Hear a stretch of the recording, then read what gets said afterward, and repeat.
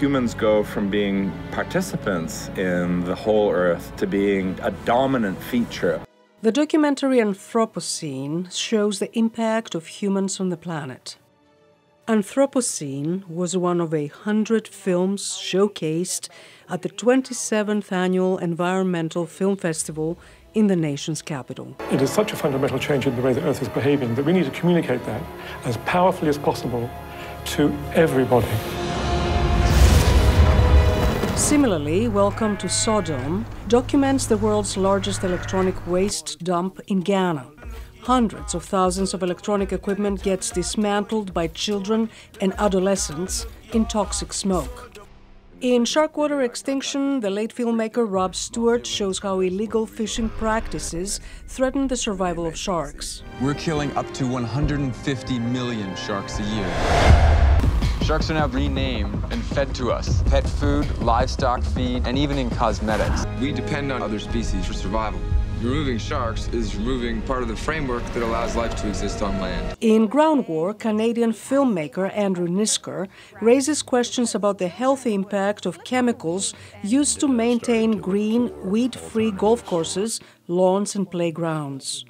Nisker told VOA how his documentary evolved as he was seeking answers on the causes of his father's cancer. His father was an avid golf player who died of non-Hodgkin's lymphoma. Glyphosate, Roundup is one of those brand names of the chemical. He said so far, 2 plaintiffs with non-Hodgkin's lymphoma have won multi-million-dollar rulings against the manufacturer of weed killer Roundup. People are waking up to the fact that what is being put on lawns and parks and gardens are not benign. In The River and the Wall, filmmaker Ben Masters treks 1,200 miles by the Rio Grande along the U.S.-Mexico border to examine what impact a contiguous border wall would have on the environment and the local ranchers. Is the border on the river, or is the border at the wall? Without the water, we can't operate. We need strong borders.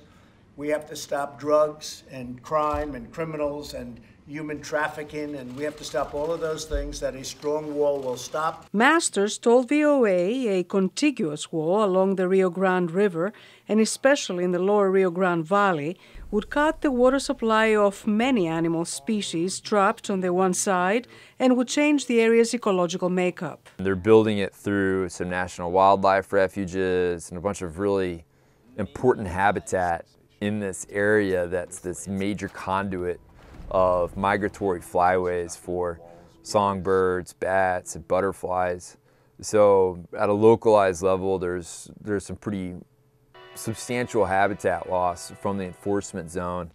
As the fire season nears, Alex Jablonski's documentary Wildland hits home, chronicling the grueling training of wildland firefighters and their bonding during the long hours of hauling equipment and hiking ridgelines to fight fires.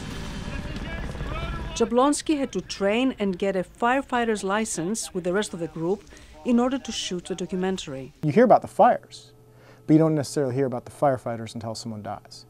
And so I was really interested in the idea of like, well, what are these guys really like? And can we tell a story where if you hear about a fire on the news, if you see, wildfire footage, you actually stop for a moment and think about the people who are actually fighting them.